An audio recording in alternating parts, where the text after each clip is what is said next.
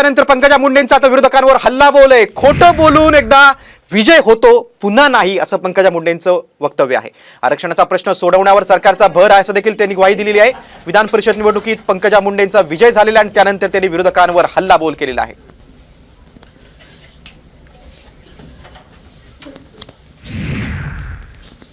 विधान परिषदेचा निकाल लागलेला आहे. पंकजा मुंडे यांचा विजय देखील झालेला आहे.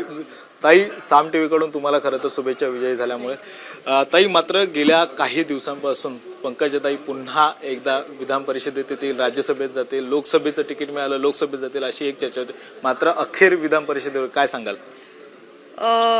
ही सुरुवात आहे विधान परिषदेवर असं मी म्हणेन. कारण असं आहे की आता राज्यात निवडणुका आहेत आणि राज्याच्या निवडणुकांमध्ये योगदान देता यावं, आपल्या स्वतःच्या राज्यामध्ये आपल्याला काम जास्त चांगलं करता यावं, याच्यासाठी ही संधी पक्षाने मला दिली असावी आणि त्याच्यामुळे त्या संधीचं सोनं करण्यासाठी मी प्रयत्न करीन. मी खूप आनंदी आहे.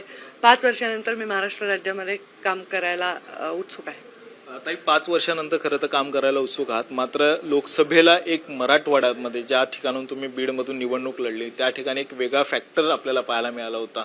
जातीवादीचं एक राजकारण पाहायला मिळालं होतं. असं जर तुम्ही म्हणालात तर मराठवाड्यामध्ये एकही जागा आम्ही जिंकू शकलो नाही. त्यामुळे फक्त मला तो फॅक्टर बघायला मिळाला असं नाही. राज्यामध्ये मराठवाड्यात हा राज्यामध्ये एक विषय नक्की आहे आणि तो विषय असतो. एखाद्या काळामध्ये एखादा मागणी असते एका समाजाची आणि दुसऱ्या समाजाच्या मनामध्ये त्याच्याबद्दलची एक हुरूर असते की आमचं काही अडचणीत येऊ नये.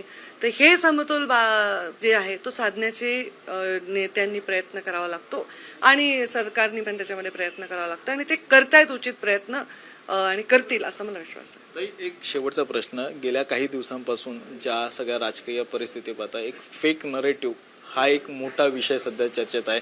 कारण की तुम्ही पहिल्याच प्रश्नात म्हणालात की आगामी विधानसभेला सामोरं जायचं, त्यामुळे या सगळ्या गोष्टींना कशा पद्धतीने सामोरे जाणार आहात? एखादी गोष्ट एकदाच सक्सेस होऊ शकते, परत परत वेळा त्याचा प्रयोग केला तर ती यशस्वी होत नाही.